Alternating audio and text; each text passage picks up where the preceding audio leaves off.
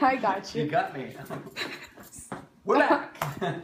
All right, here we go. 6.4. Can you tell I'm getting a little tired? Yeah. Anyway, this is 6.4, addition and subtraction of polynomials, or addition and subtraction period. So the first thing, look at some easy stuff. Let's see, let's like underline easy. Why is it so easy? Same denominator, 6/9, and of course that does reduce to 2/3. Easy. Harder. Woo. Not the same denominator. You got to change it so you have the same denominator.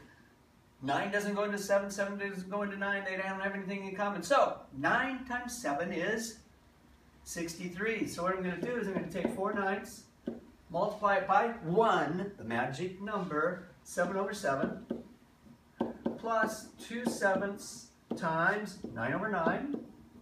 So that's going to give me 28 plus 18 over 63. If you combine those terms, you get, I believe, 46 over 63, and they do not have a common factor, so you're done. That's it. That's the answer to that one. Here, hardest, right? Save the hardest for last. Hardest? Why is it hardest? We got this little x going on right here. So how are we going to be able to add them together? Again, you need a common denominator. They definitely don't have anything in common. They got a really weird thing going on. So I'm going to end up with 4 times x plus 3 over 9 times x plus 3 plus 2 times 9 over 9 times x plus 3. So there's our common denominator now going on. Up here we end up with 4x plus 12 plus 18 over 9 times x plus 3. So is that as far as we can go? No, we can combine like terms. So when we combine like terms, we end up with 4x plus 30 over 9x plus 27. You can leave it like that. You could leave it like 4x plus 30 over 9 times x plus 3.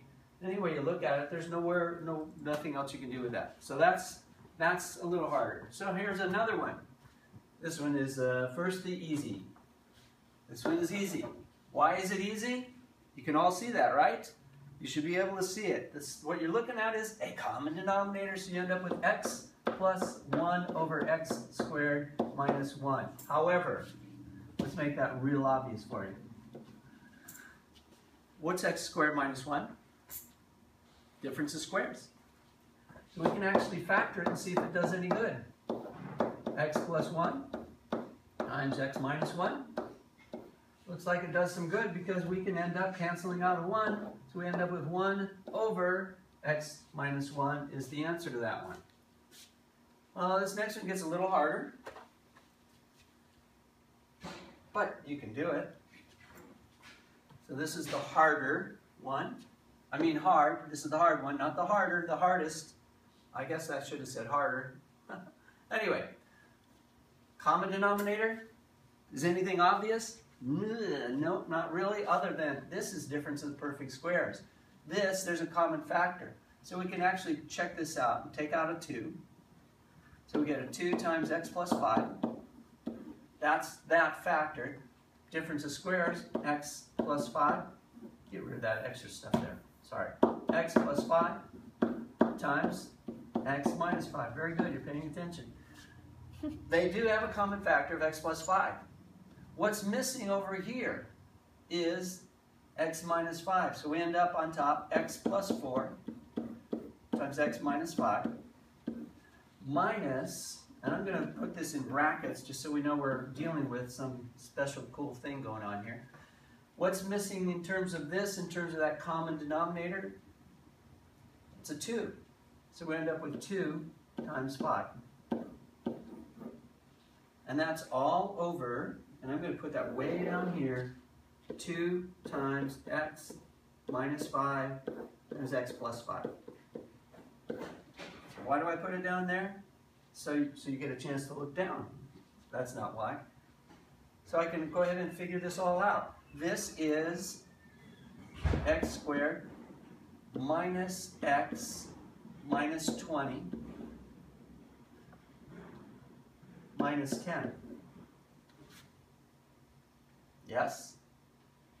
So I can move that up, and I can combine like terms. I get x squared minus x minus 30. Down here I have all of this going on. Is this factorable? Factor, factor, factor. Is it factorable? Sure enough, it factors into x. I'll go over here. 5 and 6. X with a 5 and x with a 6. And it's a middle here is negative, so that's negative, and this is positive. And it's over 2. That was bad.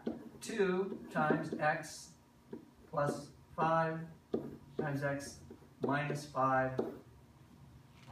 And are we done? No, we can cancel out a 1. So we end up with x minus 6 over 2 times x minus 5. That's it, as far as you can go. Notice the arrow. Oops. It's moving down because it's moving to the next page where you can see the hardest one. But is it even that hard? No, not really, because if you look at these, they just might be factorable. So let's try that. Let's try this factorization. We're looking for factors of 3 that add up to 4. Gee, that must be 3 and 1. Both positive, so it's pluses. Factors of 6 that add up to 5. Sounds like a 3 and a 2. Positive, positive, they're both positive. So it looks like the denominator, common denominator, is going to be x plus 3 times x plus 1 times x plus 2. Because they have that one in common.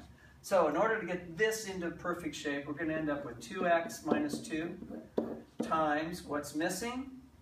X plus 2. Again, brackets, minus.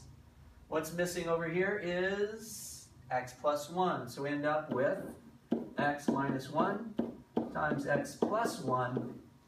That should look familiar, I hope. All over x plus 3 times x plus 1 times x plus 2. So what do we do with that? We give ourselves some more room here. That's what we do with that. Maybe even more. Where did it go? Come back. All right. We're going to bring that down. Bring down the line. So now we can actually do something with this. What do we do with it? We go like this.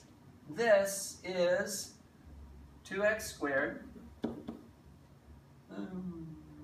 plus 4x minus 2x minus 4. And hopefully you have enough time to digest what that is. Anybody guess what it is? You recognize it? That's the factorization of the difference of perfect squares. Pretty cool, huh? Knowing this stuff really helps make it go a lot faster. So this is set. We're not going to deal with that. But now we can actually subtract. But how do we do that? Well, we got 2x squared minus x squared. So we end up with x squared. And this is minus 1, so it becomes plus 1, so negative 4 plus 1. Combine these, I know I jumped around. 4x minus 2x is? 2x. 2x, and negative 4 minus negative 1 is negative 3. Well, that's interesting. Can we do anything with that? Well, let's find out. Can this be factored? What are we looking for? Factors of 3 that have a difference of 2. 3 and 1. So let's x and a 3 and a 1. That's positive, so make that positive and make this negative. And look at that. There's something down below that we can take care of. This is a 1. That leaves x minus 1 over x plus 1 times x plus 2. And that is section 6-4. You can put your money on it.